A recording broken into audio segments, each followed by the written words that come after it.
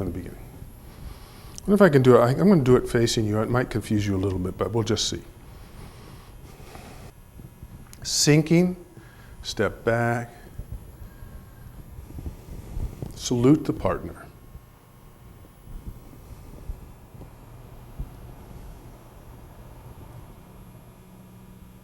Chop the neck, replace, swing the saber around. This is nice and open, and chop the neck. Now I'm focusing my attention. Only this part of the saber is sharp. So this is where my chi, my energy is going, right to that point. She's going to cut my wrist. I withdraw the knife. She comes for my neck, retreat and parry to the left. She's coming into my belly. I join, step back, and take her out to the side. I then step straight in, heel first, shift forward, and poke the ribs. She then starts around. I cut the neck. She goes for my wrist. I withdraw the knife. She then comes up to the neck. I pull level knife, block. She then goes for the knee, and I move it out of the way. Okay, one more time. Let me flow through it.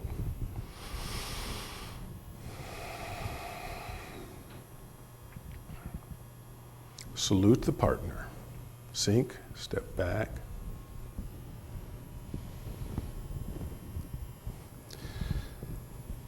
Chop the neck, changing the hand. Step in, chop the neck, and withdraw the knife. Retreat and parry to the left. Retreat and parry to the right. Poke the ribs, cut the neck, withdraw the knife. Pull level knife, ride the tiger. And I'll do the transition into B, from A to B. Step to the side, step in. Then I chop the wrist. Now I'm B, and I could do B movements. Right, from ride the tiger.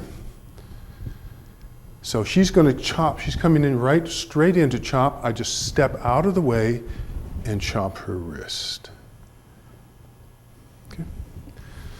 Okay, so I hope that looks like fun to you. So if Steffi would come in, let's look at B. Let's examine B. So we didn't really, I'm going to have to speak for Steffi. So we'll see how this works out. Okay, so go ahead. So so I'm going to be I'm going to be here. So as Steffi does her movements, and I can talk and share and talk about them, all right? So she's going to do the same beginning salute the partner. She bows to her partner, sinks left, steps back with the right, circles the saber, and like the ride the tiger, same as A. Then she's going to change saber hand, same as A, and hides the saber. Now, as A goes to chop her neck, she steps in and to the side. Now, so you'll notice as she replaces the foot, she's going to kind of cross herself a little bit, that this left foot kind of crosses. It's going to step at an angle so that she'll be comfortable when she comes inward. She then shifts the weight onto that foot. The saber circles around. She steps forward with the right foot, and then the left foot comes into empty stance, and she cuts the wrist. Okay, now if you do that again,